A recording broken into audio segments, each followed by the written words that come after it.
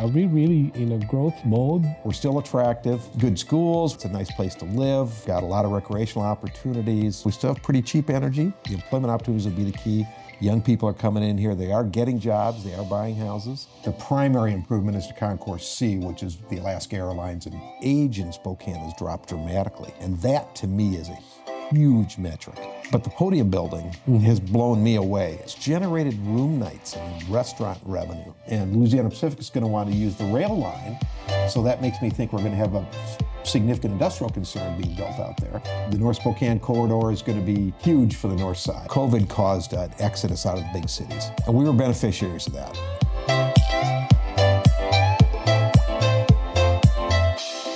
In today's video, I sat down with Bruce Jolicoeur. He's the Senior Managing Director of Valbridge Property Advisors. They're an appraisal firm for commercial properties. He's got his fingers on a lot of infrastructure projects, both public and private, here in Spokane. Hi, my name is Dennis Isip. I'm a real estate broker here in Washington State. Welcome to my video podcast where we cover about the lifestyles of ordinary folks here in Eastern Washington and occasionally Northern Idaho. Bruce and I covered a lot of subjects, so if you're only interested in a specific topic, refer to the chapters in the description. Otherwise, get ready with your popcorn and or your favorite drink, and let's get started. So you've always been the guy as far as, in my mind, as far as what's going on in Spokane. Because you know, you're involved in commercial appraisal. So there's a lot of infrastructure that's going on in Spokane, and it kind of gives us a direction of where we're headed. Absolutely. Yeah. Follow the money. I've been blessed that I know you personally, so I'd like to find out, you know, what's really going on in Spokane. Our Spokane corridor is slowly but surely moving forward, which you see a lot of infrastructure going in around that. Because of the linkage that it creates. So we've got 2 years before they finish the bridge. Well, I guess 2025 they're going to finish the bridge over the river, and that's certainly a psychological change in addition to an important link of the whole thing. I'm still doing appraisals for acquisition. They haven't acquired everything yet, if you can believe that. Oh, really? So I think they're down to the last few. So okay. Couple of houses. I just finished an industrial building that they still need to acquire a portion of. So they'll get that done. Once they have the right-of-way in place, then I think they can finish it up. Okay. This interchange is going to be a real mess, the one down at I would imagine. So the north-south corridor, is that our biggest infrastructure? In terms of total dollars, I think it is. You know, okay. Certainly that we've got the TREX project out at Spokane International is a giant project for the airport. It's phase one of several phases. So if you've been out there, you've seen that even the roads going into the airport now have changed. They've moved some of those around. They're adding different parking lots. The primary improvement is the Concourse C, which is the Alaska Airlines and American Airlines concourse. Right. And they're going to be adding, I think, 3 or 4 gates to that. So that'll be pretty significant. Then they're going to be remodeling the area where we always went outside to get on the smaller aircraft. Yeah. I think everything is going to be enclosed now to get on the aircraft. So that'll be a nice change for everybody. And when do they expect to finish that? That's still 2 years out. 2 years out. Yeah. Okay. But that's primarily FAA funds, primarily government funds. Okay. So it's a big project. Last year, after a little hiccup in 2020, they reached it was almost 4.2 million passengers in and out. Cargo traffic lags a little bit, but so that's their biggest number ever. The next phase will take the C concourse and the A and B concourse, and then create a new structure between those two, where it'll be a unified security checkpoint. So everything will come into there. Okay. There'll be a new area for concessions and food and so on and so forth, and there'll be kind of a mall area that will go out then and introduce people to the different concourses. And so that's second phase. That's second phase. So I think that's less than 10 years out, but it's not started yet. Okay. And then all the baggage areas will be consolidated in that one spot too. So that'll be a big mess. But they've got other property out there. They're very active. They're looking at other hotels to go around the airport. They've just finished the Homewood Suites. They've got another site identified for one, so that may end up happening. They're moving parking lots around, as I said. They'd like to get a convenience store on the inbound way. They haven't found anybody to bite on that one yet. Convenience store where? Right between the two legs, the outbound airport drive and the inbound airport drive. That why? Exactly. Okay. And you'll see it when you drive through there sometimes. You'll see a driveway that goes between the two. It's a gravel road. Okay. So they'd like to get a C-store into that. They are selling off properties. They sold off Who's selling off properties? the airport. Yeah, they have over 5,000 acres. They've got a lot of land that they don't need for aviation-related uses, and they are turning it back out. So my approach to that is it goes back in the public and they pay taxes on it. Huh. I like that idea. So they've sold the 61 acres north of inbound airport drive Okay. to a local investor. He's a speculator. He's a hold until development is ripe and then sell it to those people who will do the development. Okay. So he'll hold on to it probably for however long that takes. And so that's a done deal? That sale closed last year. Okay. That's closed. He also bought part of the airport tech park. So if you came in off a spotted drive from Highway 2, on the east side you'll see there's a fire station, and then there's some developed roads and developed lots in there, and the same investor bought those from the airport. So he again is trying to make a play. He'll hold some of the land that's not developed, but he has other lots that could be built on tomorrow. Okay. We're going to see Spotted Road, where it is right now, where it goes down past the Longhorn. They're going to realign that, and there'll be no more at-grade crossing with inbound and outbound airport drive. It'll be elevated across there. So that's going to take some FAA dollars, and those dollars aren't there yet. Okay. But it'll create a better linkage, I think, down to the Geiger interchange. Yeah. Because they've got another business park down there and good roads in there, so I think that'll create a good link there. You know, if you're going to talk about things happening, you kind of have to talk about the West Plains. You've got that going on. You've got City of Airway Heights, WSDOT, and the City of Spokane are going to try to create a relief road to US 2, because traffic on US 2 now is up, I think, about 48,000 vehicles per day. It is a giant. It's a monster. So they want 21st Avenue to be created. And you'll see that as you see any new development, you'll now see in that neighborhood, they're making the developers also build out their share of 21st Avenue. Interesting. So that is in Airway Heights' plans. I don't think there's any federal or state dollars for it yet. Dick Vandervert, before he passed away, sold 2 parcels of land west of Flint Road. And Flint Road is the road that connects Spokane International Airport to Highway 2 with the Hilton Gardens Inn and so on and so forth, and Triumph Industries. He sold a parcel of land to McKinstry and sold one to Puget Pipe, and they have both now built new industrial buildings on there. So new buildings behind where the movie theater was and so on and so forth. But 21st Avenue now is built past those two.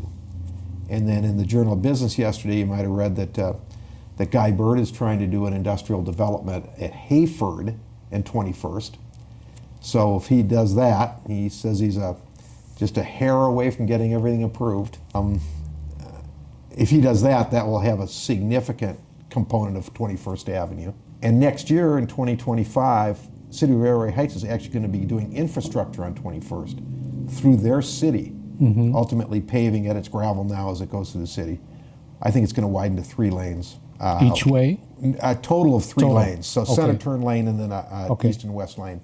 I don't think they're even thinking about going wider than that right Really? now. And this is to alleviate the traffic on 2. Try to get some of the trucks off of it, I think, more than anything else. Oh. Because the truck traffic up there is just quite a hassle. Now they have roundabouts up there, which just trucks and roundabouts are natural enemies. So we'll see how that we'll see how that goes if they can get some of the truck traffic off of there. Okay. I was out there this morning, and the traffic, at 8 o'clock in the morning is just astounding. So there's just a lot of stuff that's going to happen in that respect. And those trucks are just mainly for local Local deliveries, or even logistics, some right? food truck. Oh, sorry? Even some through traffic.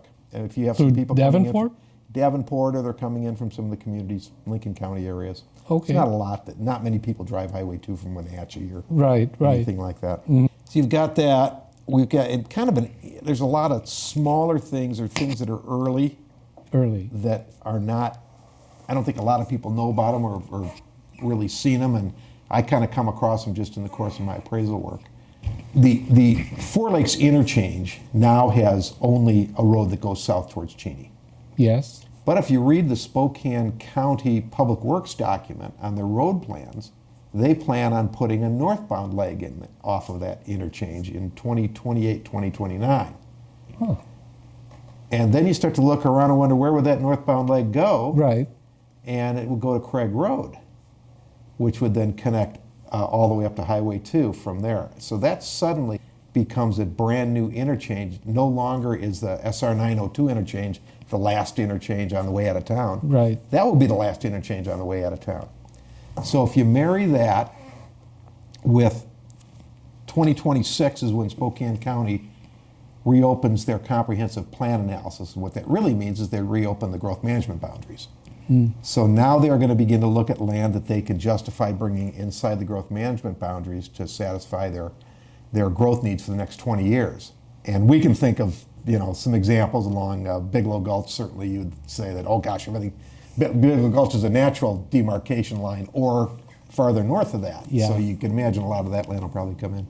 But what about that Four Lakes interchange area then? All of a sudden, if they're going to work on that, does that start to come in? Uh-huh. And there's that huge grain elevator out at Four Lakes on the north side of I-90. Okay. And that was put in to take advantage of the Geiger Spur, which Spokane County paid. It's a rail spur, which they paid to upgrade to kind of a first-class spur. So along with that, this grain group went in, put a mile loop in there so they could loop trains a mile in there to store them or to hold grain on them, to load them and to offload them.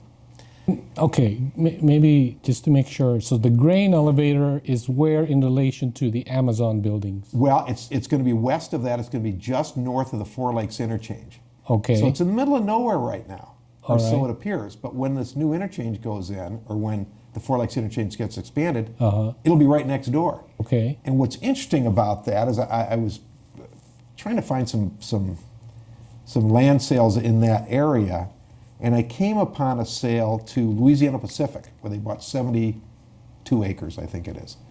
And right today, that's in the middle of nowhere. Now, what's Louisiana Pacific doing buying 72 acres out here in the middle of nowhere? And it turned out they bought it from the grain elevator group,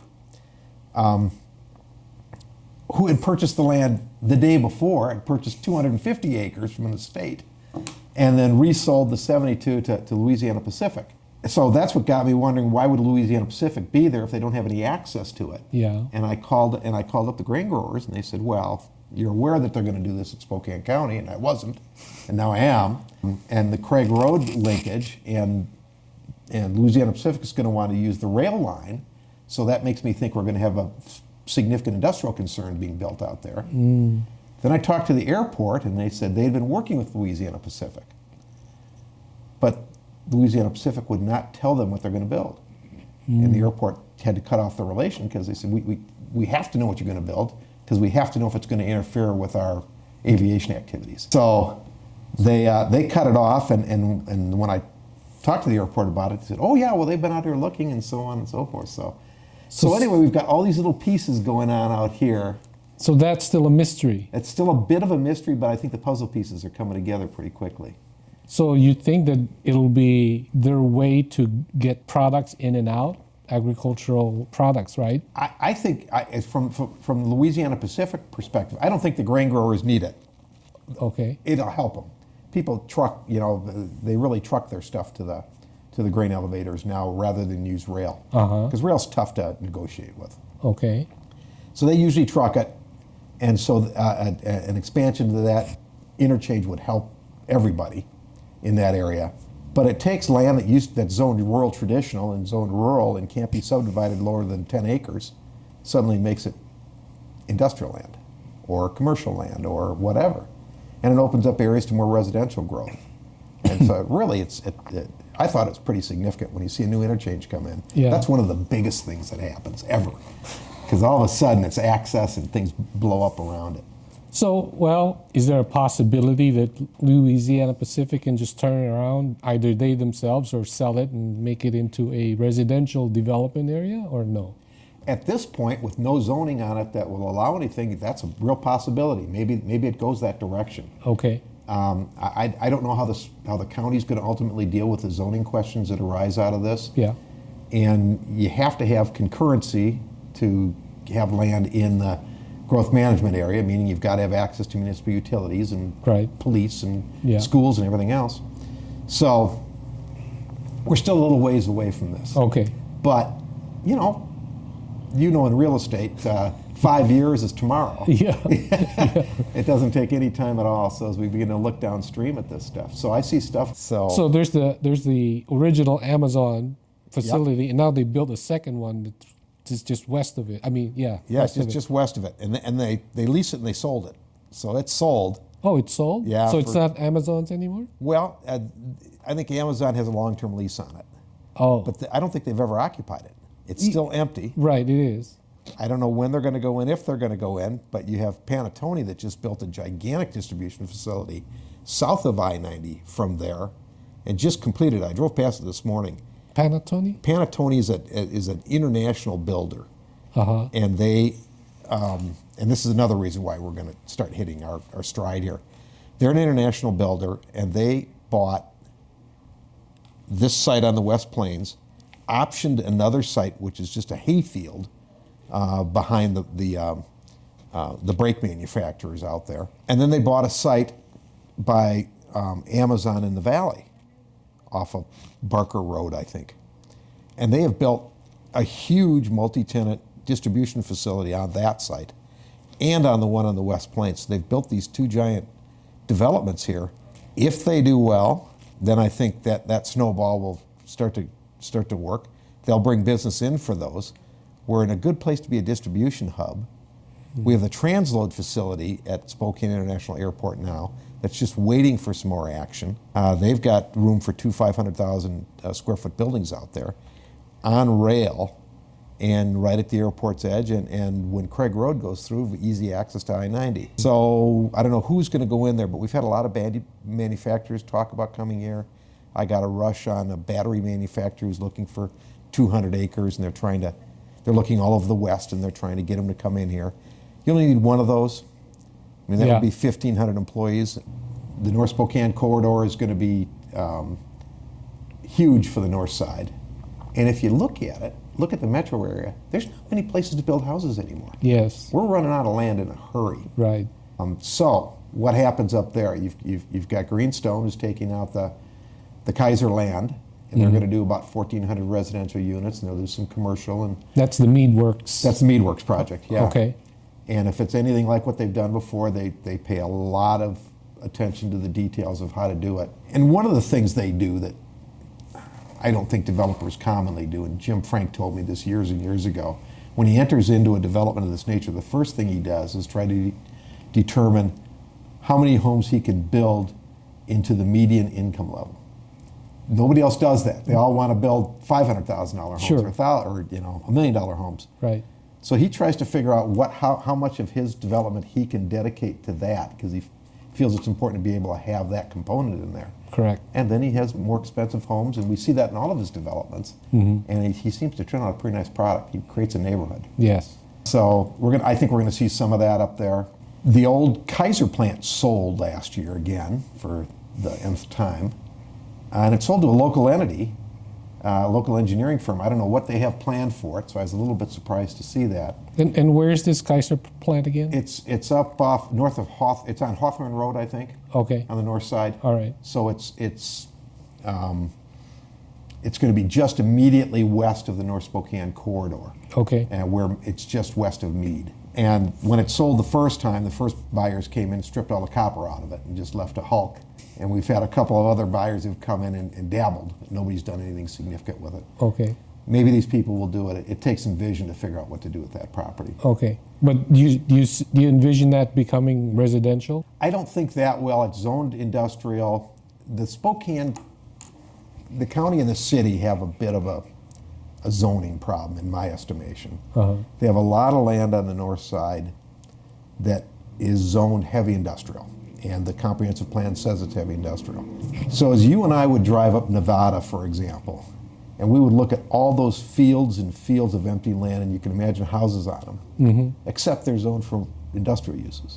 And the city, anyway, from my discussions with them, are absolutely adamant that that's industrial land. It's not going to be residential land. And why would they want to keep it that way? The only thing I can imagine is industrial base. Okay. All right. Taxes, Okay. things of that nature. Because if you think about the city, they are out of land, or close to out of land. That's one of their areas where they can go. I think they're going to press into some other areas. They supply water to Airway Heights now. So that Kaiser Plant, is that still within city limits? Is that? The Kaiser Plant's in the county. Okay. There's the old R.A. Hansen plant, which is also up there, which is off of Lincoln Road, I think. Maybe it's not Lincoln. Maybe it's Magnesium. And that's still, that's sold also, and that's got another manufacturing concern in it. And they actually bought a bucket of paint, and they painted something up there. So it was kind of nice to see a little something happening. I don't know what they're going to end up doing with it. And these are such obsolete structures. They're heavy industrial. It's difficult to imagine what's going to go in there. They were built in World War II to make aluminum. They were going to last 5 years, and we're a few years past that now. Right. It's just hard for me to imagine what they're going to do. But with the underlying zoning, I think their city and the county's attitude towards the underlying zoning, I think they're going to be stuck there as industrial for quite some time. I just don't know how much demand there is for industrial there. The North Spokane corridor will make a big difference. Bigelow Gulch will make a big difference. Bigelow Gulch will be literally a belt line around the north side. I think it came too late. It really should have been designed in with the North Spokane corridor, in my estimation. Right. And should have really literally become a belt line around the north side. Because it would have created a natural boundary for where growth occurs and tapped out towards Fairchild and then tapped out towards the East Valley. And I think you'd have really had some ability to do some things with the community. But Bigelow's going to be done this year. It's closed down now. I went down and looked at it the other day. Yeah. And they've put dirt across the roadway now. Okay. So the old roadway is gone forever. And when they build it up, as it crosses the old roadway, it'll be about 25 feet above where the old Bigelow Gulch is. So it's quite a lift. Okay. So they've got a lot to do there and a lot of compaction to do to get it in. So that the old road, that's all going to be reclaimed by the landowners there? I think some of it's necessary to provide access to the people who live down there. So I think it'll become Old Bigelow Gulch or something like that, and it'll just be a local access Local road. access roads. And they'll put a cul-de-sac down that gets down to I see. where the new road crosses. Yeah. But that's going to create a big deal. When I looked at the EIS on that many years ago, they were talking about 12,000 vehicles a day. I think it's going to be twice that, if it's not 3 times that. Yeah. Because it's quite a nice route to be able to get around to the east side now. And what's EIS? Environmental impact study. Okay. And that's where they projected how much traffic could be on the road and so on and so forth. And they've been a little slow at acquiring their ground and getting the project done. So you don't have to fault them too much on the traffic being different. But that'll be a huge project up there. Well, there have been a couple of lot sales up by Northwoods. What do you mean? Well, the Bigelow Gulch Argonne corner where the new Nom Nom went in. Yes. Across the way to the east, that land that's down below. Yeah. That's just sold. What are they going to do with that? Well, it's not in the growth management boundaries yet, but I'll bet it will be. So they have to fill that in. I don't know if they have to fill it in or if they'll just, I don't know if there's water there or not. I mean, if there's like groundwater or problem like that. But at some point in time, they may fill it in some, but they may be. They sold it, huh? They sold it, and then on the west side of Argonne, as you go down, there's that old foundation up there, and then there's another piece of land over there. That's going to get sold, I think. So I think people are beginning to collect their, and there were a couple other pieces in there that sold. I think people are getting their little puzzle pieces ready for this growth management thing. I think they want to get in line. Actually, what I'm curious is that on Jensen Road, where the fire station is, You know, there's all that adjoining land out there. What's going to happen to that? Boy, is that the nicest land you've ever seen? Yeah. I mean, that's got to be. And I wonder if that'll become multifamily. So there's zoned commercial now, right? The one that's across the fire station. That's for sale. Oh, is it zoned commercial? I don't know. I'm asking. I don't know, because it's outside of the growth management boundaries. Okay. So the one that's down at Argonne and Bigelow is zoned rural traditional or agricultural or something like that. And they're still farming it. But I think it's got to become a neighborhood commercial deal. And they had to go in just for the nom-nom thing. They had to get a special kind of zoning for that, and they were able to get it done. Mm-hmm. God, that place is busy. It's not an easy place to get in and out of, but it is busy. Yeah. So, yeah, I'm kind of wondering where that's going to go. That land, I've always looked at that and said, gosh, that's going to be a beautiful place to develop. And I think, you know, you've got Water District 6 there, so they've got the water, and have to get some sewer, and away we go. Kind of think they'd put that in while they're doing Bigelow, but no. South Hill, you just see that filling in like crazy on the little bit of land that they still have. Which one? The South Hill. I'm not familiar with that. Well, What's the that one? whole area south of town. There's just so little land there anymore to develop. Right. We see that the Home Depot is going to take the old Shopco, tear that down, and build a Home Depot on the South Hill, Okay. which I think is pretty interesting. Walmart's been sniffing around up there for years. Hasn't secured a site yet. Okay. They have little land. They have what you wouldn't think, but they have terrible water problems up there. They have groundwater problems, lots of basalt underneath the surface, and you can get crazy flooding in all kinds of places. Oh. So the city was looking at doing a dewatering project years ago where they would build a huge pipeline, if you will, that would pull the water off of the South Hill and put it in the river. That's interesting because it's pretty elevated, right? It doesn't make sense, does it? But it's got water there? Water everywhere, terrible problems with water on the South Hill. Wow. So that'll limit some what they can do. So there must be like an underground stream or something over there? We've got Browns Mountain that comes right down there, and I think what hits that funnels down into the area, and then you've got a substrata of basalt rock that will suck the water down and then keep it there. Yeah. Because then you've got a hard deck you're hitting. So that limits a little bit, but you know, it's still a very popular place to live. Right. And people want to be up there, and if there's no land, they're going to have to figure something out. Yeah. You have the old radio tower site, which is going to be called Radio Park, which is a thing that Tom Quigley from Kimley and Haygood's been doing for quite some time. And what is that now? That's going to be a mixed-use development, and the cards are not quite out yet as to how mixed-use it's going to be. You mean like a Kendall Yards? Yeah, a little bit of that. They want some commercial. They Uh-huh. want some multifamily, and they wanted some single family. It's a big site, but not a giant site. It's 25 acres or something like that. Okay. It's where the antennas used to be, just west of where Target is now. Okay. So at 43rd or 44th or something like that. Okay. Okay. So that should be coming on this year, I hope. They've got soccer fields right next to it. Mm-hmm. They want to rearrange the soccer fields a little bit, change their access, truthfully enhance their access, but allow the Radio Park guys to have access too. So that'll be coming, I think, this year, maybe next. I had a phone call from a possible buyer of some of the land in there just this week. So people are sniffing around, which makes me think it's about to get there. But imagine you put another 1,000 cars on Regal. It's just going to be a giant parking lot. That's all it's going to be. Yeah, it would be. And there's just no other way off the South Hill. So is there going to be a project to get more traffic off the South Hill? You can't take it down to Highway 195 because, as we've all read of Highway 195, the I-90 intersection is just terrible. That's right. It's not safe, and it is not safe.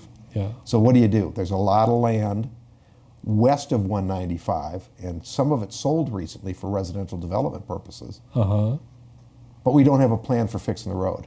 Yeah. It's a one-way in, one-way out situation unless they go farther west and get on I-90 at Garden Springs, or they create another interchange somewhere just for purposes of getting on I-90 from the West Plains.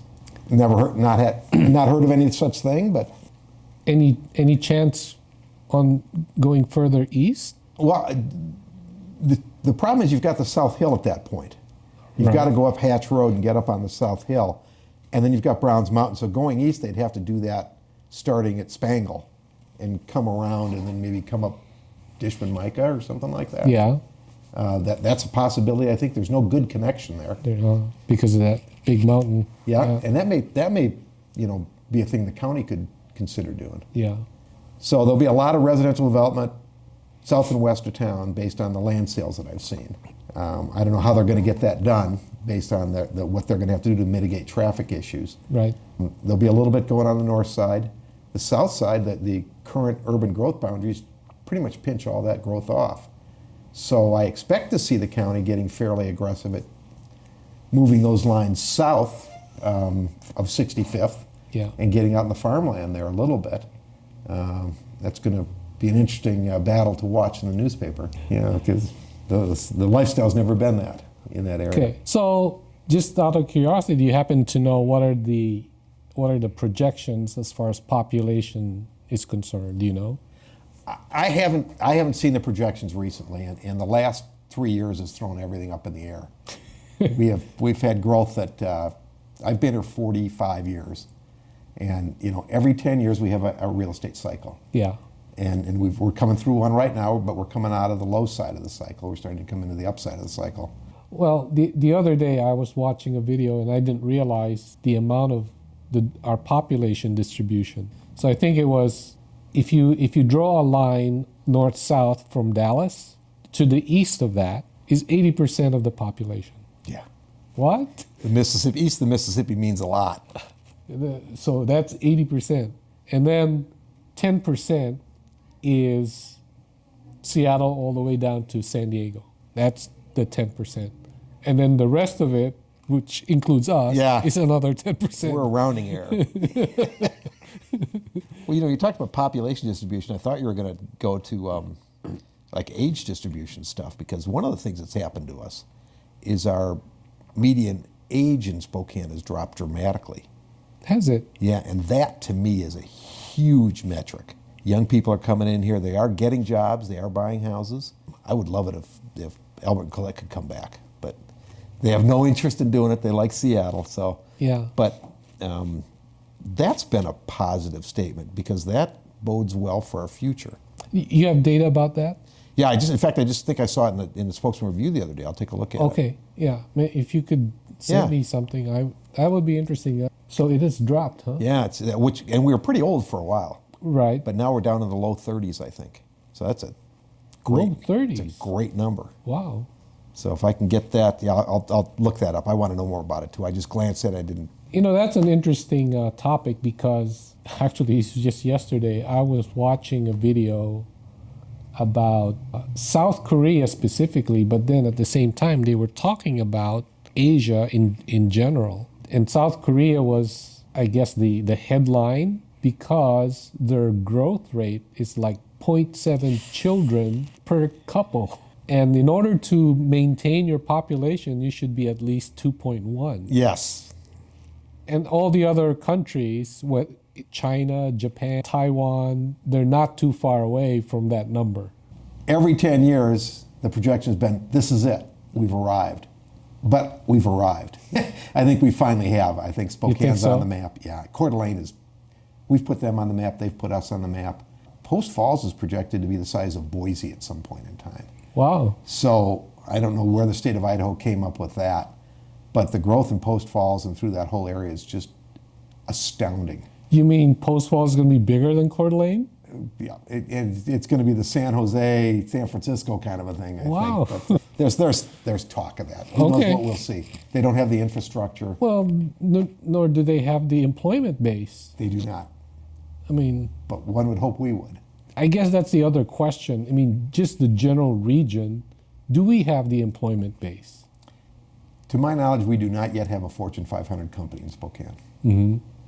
I mean, Amazon, but that's... Well, now maybe, yeah, now we do with Amazon. I mean, we don't have any headquarters or anything like that. We don't have Micron computers. Right. We don't have Albertsons, if you were to look at Boise as an example. Yeah. I think some of this depends on, I think, jobs follow people and people follow jobs. There's a bit of both things. Right. You talked about infrastructure, and that's an essential element to where businesses locate. We have a lot of the infrastructure. We've got the natural gas, if we're allowed to use it. We have the water. City of Spokane has almost inexhaustible water rights. They don't pump everything they're entitled to, but they will at some point in time. Sewer needs to be expanded. We still have relatively cheap land, although, I look at sales in Hilliard, the land sales, it used to be $1.35 a square foot, are now $6 a square foot. And the West Plains was the same stuff. 25-cent land is now $3 land. I'm aware of a rather prominent developer who's buying some land up there for what I believe to be a new industrial park. Where at? It's going to be west of the airport, but he hasn't been able to acquire all the land that he wants to acquire yet. So we'll see where that goes. So the airport's continuing to sell some of their land that's not in their primary function. You have to go to the FAA and get it released. So there'll be some more land out there. But I'm suddenly beginning to look past that Medical Lake interchange and trying to imagine what it looks like if Airway Heights and Medical Lake were linked up. And there's been quite a bit of talk about developers going out to Davenport because it's in Lincoln County, restrictions aren't nearly as difficult, and it's a pretty short drive to Fairchild, quite honestly. And Fairchild is still our largest single-site employer. So we need to keep them and not hem them in, but we are hemming them in very quickly. Yeah. Do you know of any developments as far as Fairchild is concerned? Are they going to continue to expand, or what? I've heard nothing about what they're going to do. Okay. Every 10 years they go on a base closure study. Sure. And every 10 years it's on it. Right. I've seen Air Force bases that have had $6 million infrastructure upgrades and close the next year. So we'd like to look at the infrastructure upgrades and say, well, that'll tell us. Right. But it won't. They have a problem with PFAS. The airport. PFAS? The fire retardant used at airports. Spokane International has a problem with that. It's been You mean from an environmental statement. That's all the wells. Many of the wells on the West Plains are contaminated. Okay. And so the Air Force bases either put in a filtration system or connected them to municipal water when it's available. And that's going to be a headache, but it's not going to keep growth from going on. If we have municipal water and sewer, and that's underneath our feet, we may not pay as much attention to it. We'll see what the Department of Ecology does. Yeah, yeah. But as we all know, water flows to money. It'll flow uphill to money or downhill, but it flows to money. So we have water now. Water's going to become an issue for us in the future, I think. And as we're pumping the aquifer much harder than we used to, I've seen plans, and I can't imagine that they even made any sense, but I've seen a plan for a possible injection pump at the south end of Lake Pend Oreille, where they would create 6 or 7 foot wide pipes that they would push into the ground, and they would pump water out of the lake into the pipes to put it in the aquifer at the top end to bring it down here. Which is a pretty interesting thought. So we still got access to water. We just well, you would imagine that there's a natural connection between the two, but who knows? What do I know? I think they want to turbocharge it. Okay, I agree. Kind of add to that to the extent that they can. Okay. Where's retail going to go is a big question, I think. Yeah, that's beyond Spokane. That's more of what's really happening to our society. Yeah. What online versus retail. When's the last time you were in a mall? I don't remember, to be honest. I don't remember when I was either. Yeah. Now, we're not exactly spring chickens anymore, but there was a time when people went there to walk, and Correct. Kids went there for entertainment, and they don't do it anymore. Yeah. And we've got Northtown sitting up there, and I don't know what's going to happen to that. That sold last year, I think, or the year before. It sold? Sold to a New York-based entity that specializes in struggling malls. Oh. So what do you speculate? What might happen to that mall? It's a lot of infrastructure, so you think, well, they're going to use the buildings. In Spokane, Washington, so they're going to use the buildings. If they're going to use the buildings, does it become senior housing? Does it become does housing become a component of a redeveloped city or a community inside of there? Okay. Which would be an interesting thing to see. Some years ago, I was at a conference in Minneapolis, and I stayed at a hotel outside of Minneapolis in a town called Edina, where I actually used to live. And we stayed in a Hampton, I think it was, but it was attached to, there was a center public area that had an ice skating rink and swimming pools and a YMCA, and then the Hampton on one side and a retirement home on another side. and apartments on another side. And I've never forgotten that because it was 15 years ago, maybe 20. But maybe that's a picture for Northtown, you know, all those years later. Interesting. We'll see. People seem to be adapting to living in smaller spaces. Right. And I think we're being pushed in that direction. Certainly, growth management pushes us in that direction. So that would be a smaller living space. The other side of it is it gets torn down. I don't know. It seems like a lot of infrastructure, but it all depends on the sales price. So the New York company that you were saying that specializes in this, are those the two possible directions that they normally go? I haven't seen any. I went on their website as soon as they bought it to see Yeah. what they do. Yeah. And I didn't see any cases where they'd torn down them all. Okay. But I've seen some cases where they've tried to repurpose them. Sure. Some things won't happen. Uh-huh. You're not going to have big boxes anymore, I don't think. Yeah. I don't think you're going to see another Macy's go in there, and you're not going to see another Sears, and you're not going to see some of those bigger shopping Yeah. centers. I think we don't shop that way anymore. Yeah. So Most of them are quite on the brink, you would say? yeah, and I it's when do they tip over? How about Spokane Valley? The Silver Lake Mall in Coeur d'Alene sold to the Black Sheep Sporting Goods, and so he's put his businesses in there, and he's kept the tenants that he can keep, but he certainly is doing an adaptive reuse on that property. Huh. I didn't know that. Okay. So all kinds of And Silver Lake, that's the biggest. That's the biggest mall in Kootenai County. Yeah. Okay. And they were all owned by the Northtown, Valley Mall, and Silver Lake were all owned by the same entity for several cycles. Okay. And now none of them are owned by the same entity. So retail goes, I don't know about Nordstrom's downtown. They are the proverbial camel. Right.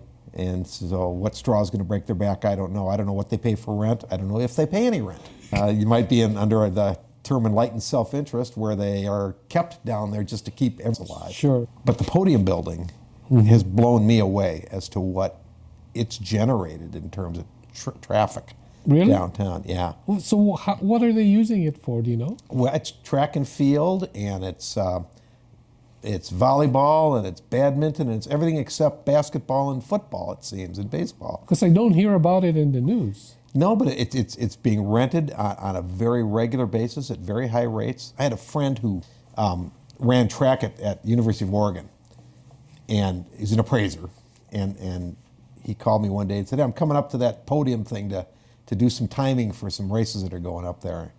And I haven't been in it yet. And I asked him, I said, what do you think? He said, he's never seen anything like it. He said, it's the nicest facility he's seen anywhere. It just knocks the heck out of what Phil Knight's done down at University of Oregon. Wow. Far better than their facilities. It's got hydraulically banked curves.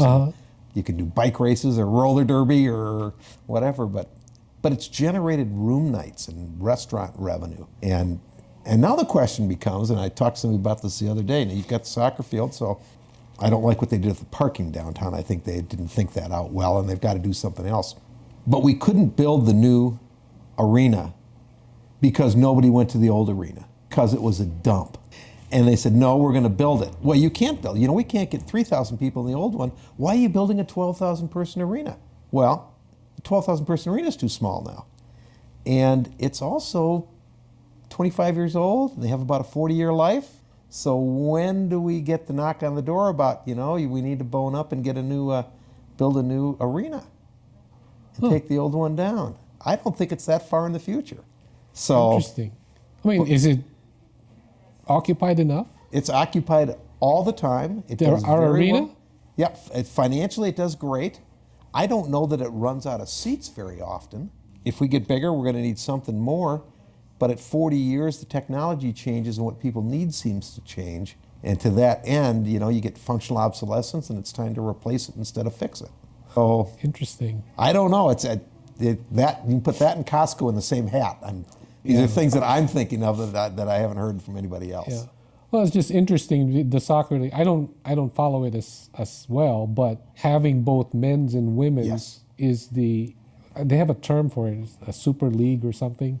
We are just one of a handful of cities that have both men and women represented. I think that's a brilliant idea. Brilliant idea. So we'll see. I hope they get the support. Yeah. I'd like to take a group. We usually take a group out to the baseball game one night a year, and then we usually get a thing at the hockey game one night a year. I'd kind of like to get something at the soccer field and see if they've got the same sort of a thing. Yeah. I'd like to go see a game. It looks like a nice facility. Yeah. I guess the only thing I could think of, and this brings me back memories when Jensine was competing. Yeah. She was just hoping and praying for, a swim facility. And so far I haven't seen one yet. We don't have that, do we? No. So meantime, the podium's here and the soccer field's here. Yeah. Well, you think they could have adapted that, the podium. You think they could have built it into A pool. Yeah.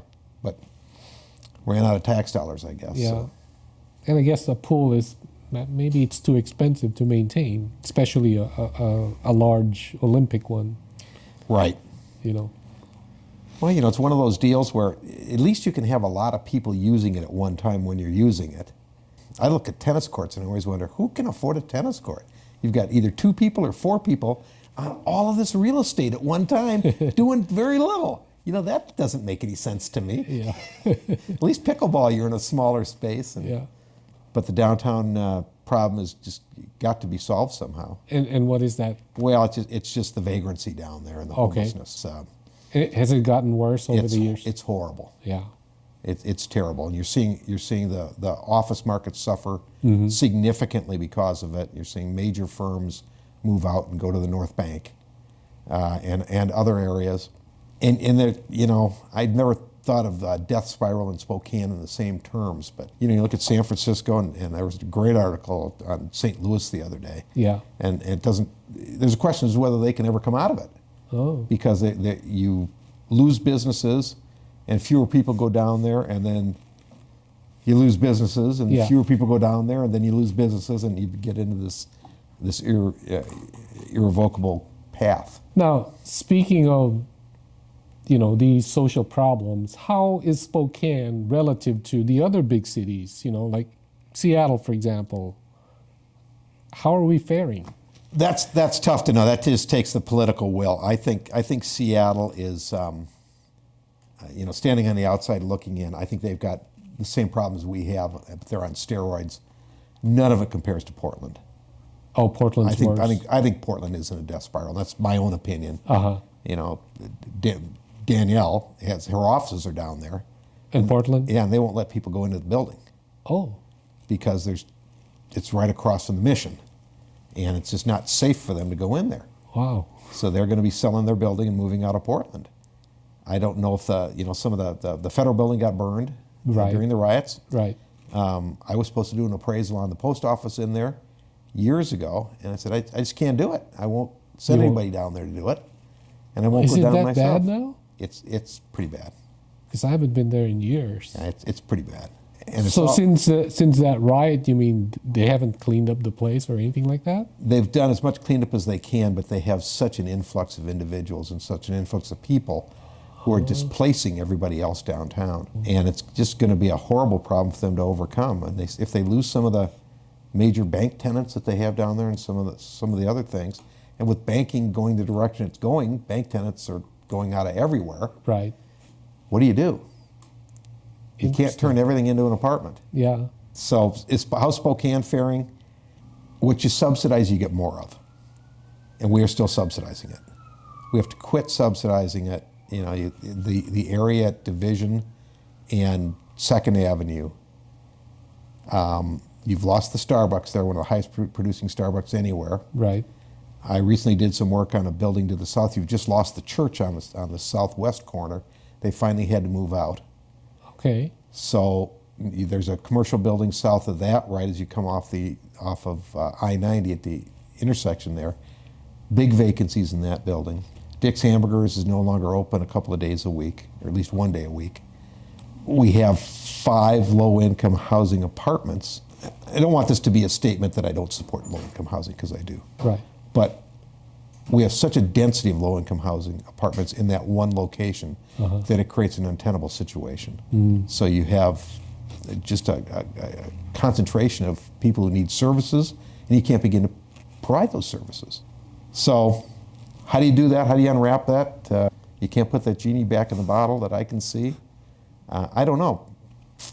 So we're going to have some problems until we. But the city, I guess, they have plans to kind of address this? I haven't seen them. We had that Camp Hope out here that was Right. just a complete joke, and they just talked about it for a whole year. So But I it don't know. finally got cleaned up. Finally got cleaned up. Finally, the state owned the land, and they had a desire to get it done. Uh-huh. So this isn't just our problem, as we well know. It's Right. all over the place. Right. And the causes are myriad.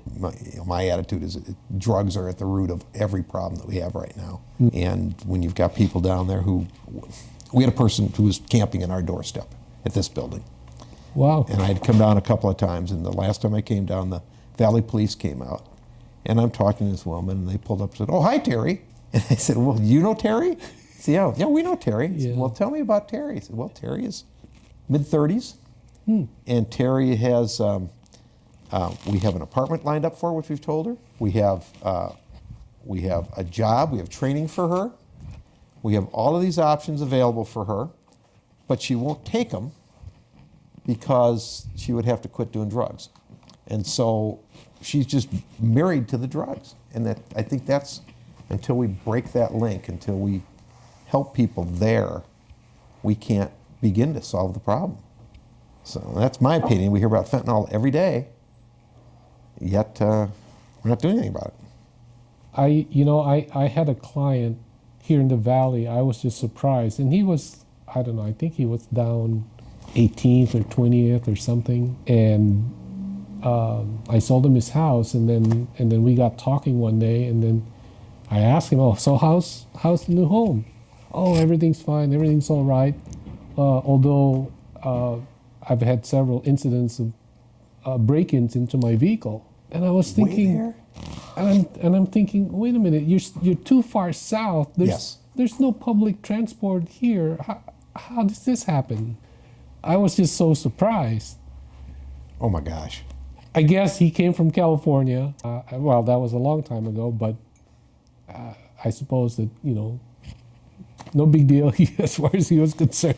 It's a good thing that he didn't have any valuables. Oh my But gosh. just the fact that, they got broken into that far south is kind of astounding.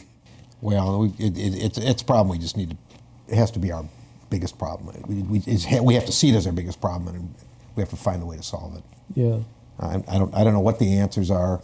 It's not going to be easy. Yeah. And it's not going to be politically pretty. Yeah. And so you're going to need somebody who just has the courage to, instead of papering over it some more, is going to say, no, this is where it stops. So speaking of the Valley, what are the developments out in the Valley that you're aware of? Well, the area that's really kind of come up is that Marabou Point area. Uh-huh. I think that's, you look at it and you go, why isn't this developed? It's gorgeous out here. Right. And it's coming up. I think I just read in the paper the other day about another area that's just been approved for platting. So that we'll see some more single-family residential areas out northeast in the valley. In the Marabou area? Out in that area. Okay. A little farther north, I think, maybe, I don't know if it gets north of Trent or not. Okay. There's not a lot of open land out there. There's a Yeah. lot of underdeveloped land, but not a lot of undeveloped land. They're mostly commercial buildings, and I think there's a new hotel. Yeah. Or over there, New hotel. or an apartment. Not an apartment. I'm not sure. Yeah, it was. Yeah, there's a new hotel there. And I Okay. thought, what an interesting place to put a hotel, because it doesn't really have all that commercial exposure that you might think. Yeah. But Sacred Heart has that healthcare facility Okay. east of Sullivan Road, and that's turned into a pretty big deal. It's not a hospital, but it's pretty close to a hospital. So I don't know what else we're going to see in Liberty Lake. Liberty Lake is very strict on their uses and their zoning. Right. They are a planned area. They've got some land, the things that can go into. I don't know how much water and sewer they have, so that will always be a limitation. But we're going to see some growth out there, I think. I'm just waiting for the next Costco. I think there's going to be one. Oh, there is. Well, What do you think? I think it's going to be in the Valley, or it's going to be in Post Falls. In fact, there was some rumor about it being maybe by Cabela's. Really? But when you look at how busy the Coeur d'Alene one is, and they spent $4.5 million to buy a perfectly good commercial building to tear it down to park. that tells you how much they like that location. Just they wanted to stay there. We think in terms of the cost of real estate. This is the cost of doing business to them. Right. And this comes back in the first year. So, but I think how busy they are. This one, the one in the valley over here, Lynn won't even go to it. Really? Yeah, it's so Too busy? bad. Okay. So people said, will one go out in Airway Heights? I don't see that because there's no population going west from there. It'll take too long to build population west of the Air Force Base. So I don't see Costco out there. I think it needs to go in between us and Coeur d'Alene. Well, because I'm looking at the highest turnover of homes in the area, and number one is Liberty Lake, and it's been like that for years. Yeah. And then of course there's the adjoining areas, which is Central Valley, Yeah. Green Acres. There's a lot of movement going in there. We don't have a lot of open land anymore. That's kind of what I was thinking. It's all. It's funny. Right along here, this is an area that's always. I'm too late for it, and I should have had the courage of my convictions early.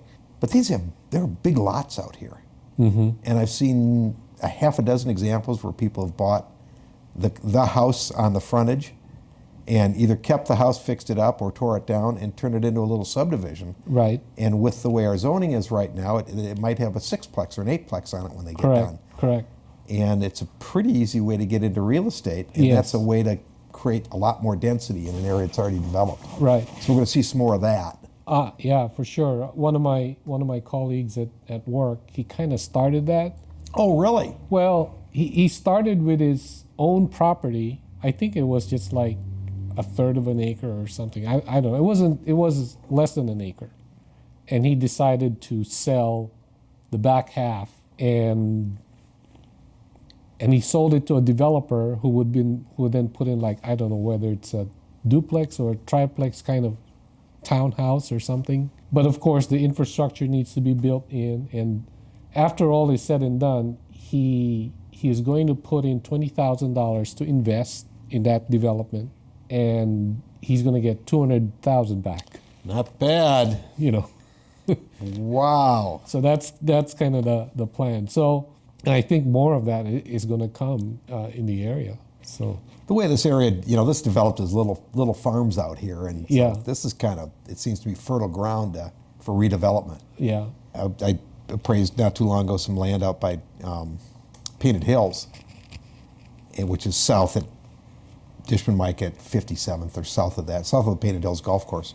It's outside of the urban growth area, but it's a big open piece of land, and it's platted into 10-acre lots right now. That you could develop the 10-acre lots right now, but you wait 2 years, and you could probably put 4 lots an acre on it, which would be a big deal. So we'll see where this all goes. yeah. So anyway, maybe to wrap this up, what is really the future of Spokane? I mean, are we really in a growth mode? You said we've arrived, but what does that really mean? I think a couple of things have happened, and I think that those trends are still in place. COVID caused an exodus out of the big cities, Yeah, and so did the crime aspects and the rioting aspects. And we were beneficiaries of that.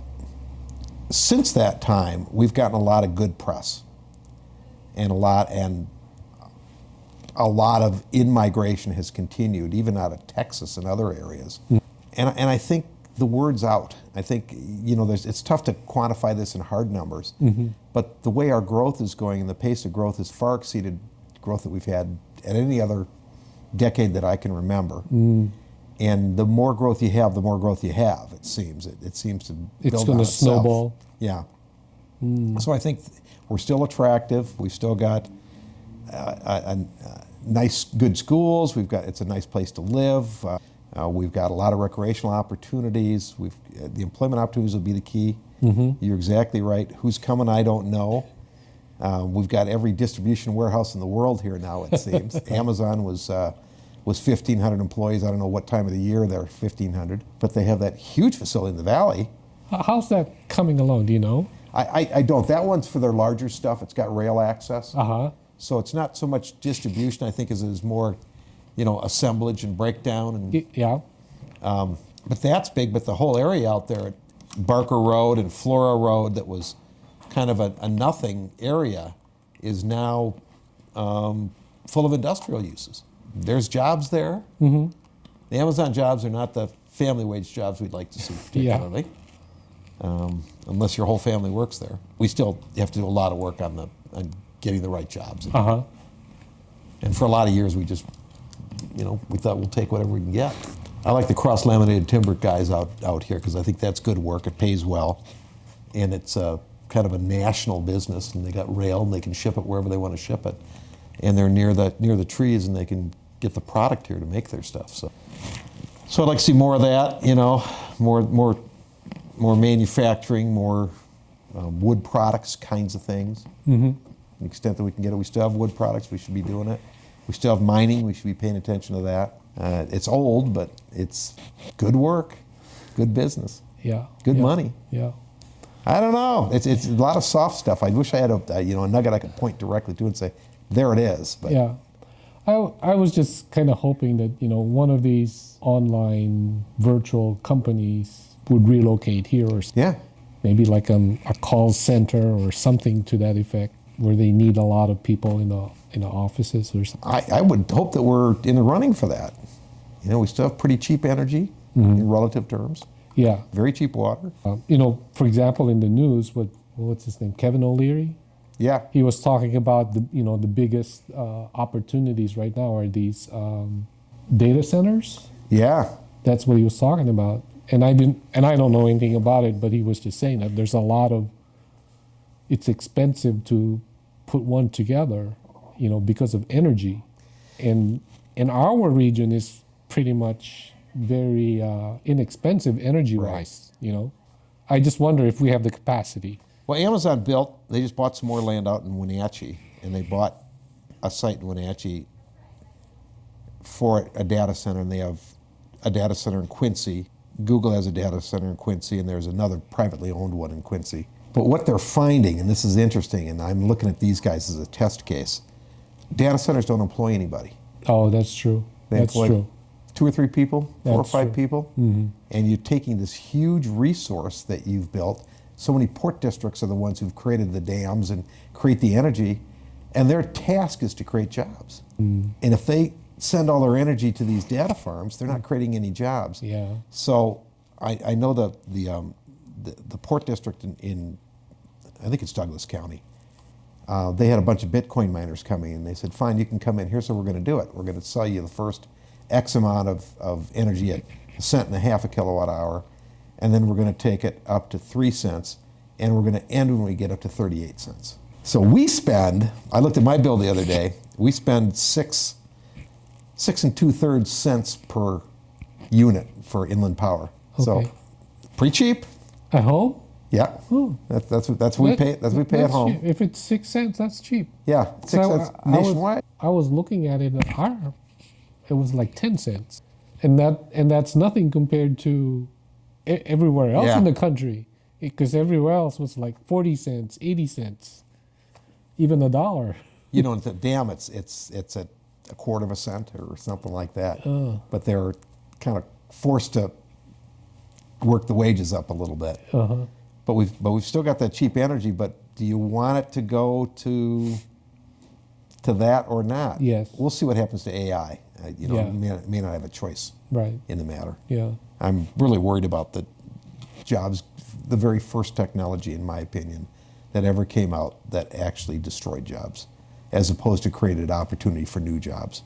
I don't see where the new jobs in AI come from. Well, there'll be new things. There'll be things. You got to be able to fix stuff. I think your real estate appraisal will be one of the jobs that gets taken over by it at some point in time. You think so? Yeah, to a great degree. Unless you're the guy who can go in and testify at court and can go in and solve some problems. Then, but for bank financing and so on and so forth, they'll have such an abundance of data. I think they'll be comfortable enough with the answer that they get that they will. Well, to me, walk appraisal only works in areas where there's a lot of homogeneous properties. Yeah, automated appraisals. Yeah, you need. We don't have that here. So that one works, but in your line of business, everything's all different. Yeah. So how I don't know. It kind of boggles my mind how AI can take over that. Well, if you can get enough rental data and sales data on industrial buildings, for example, which are pretty ubiquitous, they might go there. I don't know that they go into retail very much. Apartments would be a natural for it. So they'll pick off some areas. We'll see where it goes. Yeah. I've dabbled in it, not much. But Not much. Yeah. So they say, I mean, residential real estate is going to be changing, but who knows where, we don't know. what do you think about that NAR decision? My personal opinion is we did not have good lawyers. Probably exactly right. They did not explain, the compensation scheme or the model to the point that it could be understood by the jury. I guess it was a jury, right? I think so. So the jury did not understand how the compensation works. So I believe that was the crux of the problem. It was just not represented well. Well, you probably couldn't have spent more for attorneys, but you could have gotten better ones. But because if I explain it to a normal buyer and seller, oh, okay, that makes sense. Well, yeah. I can see now why it's done the way it has been done. Right. And you're free to negotiate what that fee is. Right. It's not set in stone. Right. All I can say is that it's a class action lawsuit. Who's really making the money? Isn't that an interesting point? It's not the buyers and sellers that they were representing, but the lawyers. They're Exactly right. They're the ones who are making the money. You watch TV any night and all you see is, Camp Lejeune or something else, Yeah. or were you damaged? Yeah. So I don't know. What do I know? So anyway, any last few thoughts do you have, or are we done? No, I just think it's it's the most interesting place to be because you just see so much change all the time. Yeah. And think back to what you used to know and what you know now and what you have to know now. Yeah. And how different everything is. It's, I'm encouraged. I think Spokane's, going to be a great place. Coeur d'Alene's a great place to be. I wish I'd moved to Idaho 10 years ago, but I didn't. And now I can't get in. But I think we're in for a good run. I think we'll see where these little pieces have a habit of building up, and Yeah. we've got some big infrastructure projects. You saw the big transaction that Blackstone did this week. $10 billion worth of residential real estate, Where at? primarily East Coast. And Blackstone's one of the largest owners of real estate anywhere. Right. And when they interviewed his chairman, he said, well, it was just the right time, where the market has turned. We wanted to get in before we couldn't afford it. And by him saying the market had turned, that'll turn the market. $10 billion in $10 billion worth of residential real Where is estate. this? In a variety of cities on the coast, apartments, entire subdivisions of homes. It's all residential. I think some of it's retirements. So a little bit of everything, but $10 billion of the real estate in one transaction. Wow. Interesting. By an entity that does nothing but invest. They would never sully their hands by having to mow the lawn at the apartment complex or whatever. So